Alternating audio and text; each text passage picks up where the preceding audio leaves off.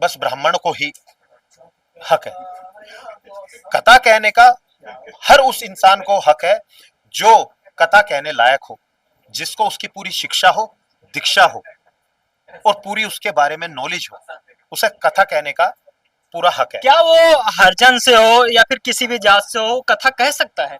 बिल्कुल कह सकता है। फिर कैसे कुछ ब्राह्मण जो है एक ठेकेदार जैसे बन जाते हैं, ऐसा कुछ आरोप आए तमाम सोशल मीडिया पे, तो आप कैसे इसके बारे में क्या कहेंगे? देखिए, पत्रकारिता और जो हमारी सोशल मीडिया है और हमारे जो राजनीतिक कुछ लोग हैं जी, उसने इसको जातिगत रूप दिया है। जी साथियों नमस्कार, मैं अनुराग तिवारी आप सबके साथ। आज हमारी मौजूदगी नोएडा में, हमारे पीछे आप देखेंगे तमाम युवा है। आज इनसे हम एक विशेष चर्चा करेंगे। विशेष चर्चा इस समय आप देख रहे होंगे, जातिवाद का एक विवाद चल रहा है। जैसे इटावा का कांड देख लिया जाए, उसके बाद प्रयागराज में देख लिया जाए कांड, और इसमें कुछ जो नेता है वो सम्मान दे रहे हैं उन पर। आइए इन्हीं सब मुद्दों पे हम चर्चा करते हैं और जानने का प्रयास करते हैं। क्या नाम हुआ? मेरा नाम एडवोकेट अंकुश शर्मा है। मैं अंतरराष्ट्रीय हिंदू परिषद राष्ट्रीय बजरंग दल से नोएडा महामंत्री का भी पद है मेरे पास। जी, ये जो इटावा मामला था इसको आप कैसे देखते हैं? देखिए, चाहे तो उत्तर प्रदेश का इटावा का मामला हो, चाहे देश भर में कहीं भी मामला हो जात पात को लेके, यह एक बहुत गंभीर मामला है और जिसको आम आदमी नहीं, ये सरकार ही बढ़ावा दे रही है। आम आदमी और अन्य जातियां इसमें पिस रही हैं।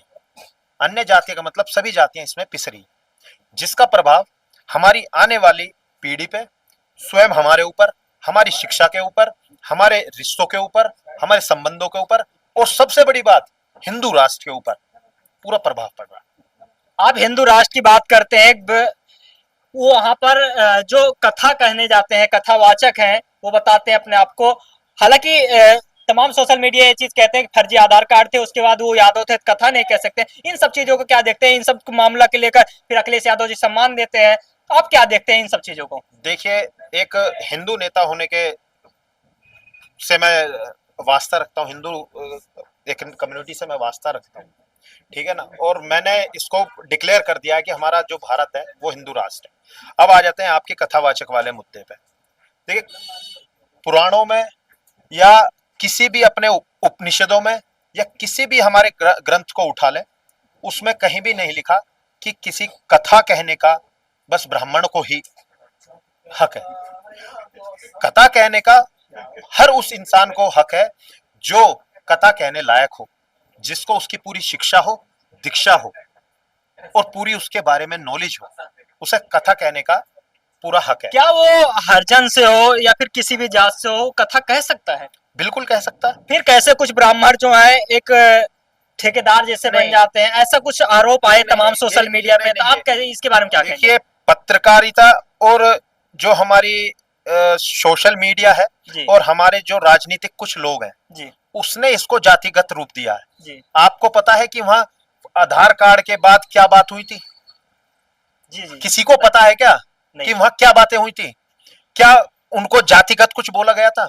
आप इटावा शहर में देख ले, बड़े बड़े कथावाचक हैं जो कि ब्राह्मण कम्युनिटी से नहीं है और इतने जोर शोर से कथा कर रहे हैं। क्या आज तक ब्राह्मणों ने उनके लिए कुछ बोला?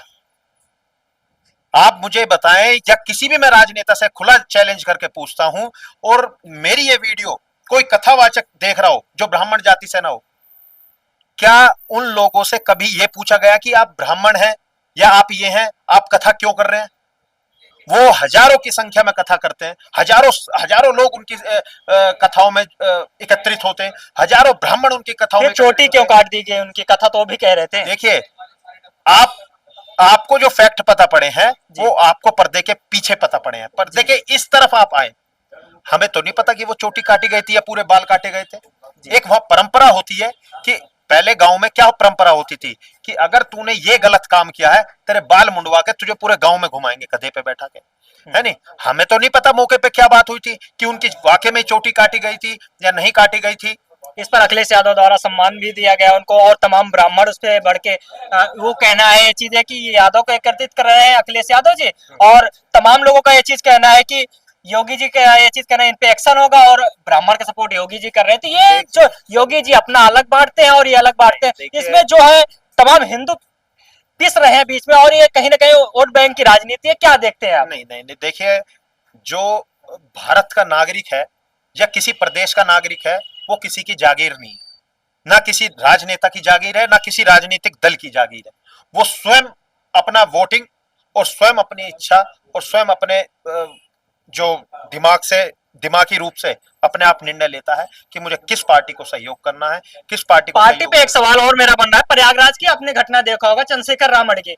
हालांकि वहां पर एक बताया जाता है प्रयागराज में कि हरिजन जो था और उसके बाद फिर उसके साथ कुछ दुर्व्यवहार हो जाता है, उसके बाद फिर चंद्रशेखर रामड़ वहां जाते हैं और पुलिस के तमाम लोग थे उनको रोक देते हैं, चंद्रशेखर रामड़ को यहाँ पे ना आने दिया जाए। और इन्हीं सब तमाम मुद्दे को लेकर वहां पर तमाम दंगे होते हैं। इन चीजों को क्या कैसे देखते हैं और चंद्रशेखर रामड़ को आप कैसे देखते हैं, जो कि एक संविधान की बात करते हैं, संविधान बचाने की बात करते हैं, उसके बाद फिर सरकारी संपत्तियां फूकेगी, आप इन चीजों को कैसे देखते हैं? मैं देखिए किसी राजनेता के बारे में कुछ नहीं बोलना चाहूंगा, पर मैं इतना जरूर बोलना चाहूंगा, कोई भी राजनेता हो, अगर आप जातिगत बात करेंगे तो आप ज्यादा चलने वाले नहीं।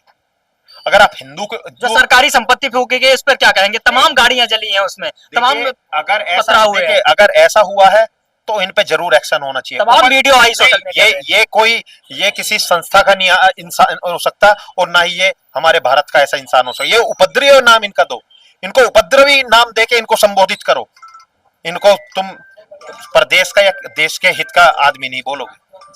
साथियों, जैसे हमारी विशेष चर्चा हुई प्रयागराज कांड पे भी, चंद्रशेखर रामड़ के ऊपर भी हमारी चर्चा हुई और उसके बाद अखिलेश यादव जो सम्मान दिया गया इटावा कांड के बारे में, इन पे हमारी चर्चा हुई। बाकी आप क्या कहेंगे इटावा कांड को लेकर और प्रयागराज की घटना के बारे में जरूर बताएं। वीडियो देखने के लिए धन्यवाद। तमाम हमारी ऐसी वीडियो पाने के लिए चैनल को सब्सक्राइब करें। नमस्कार, जय हिंद।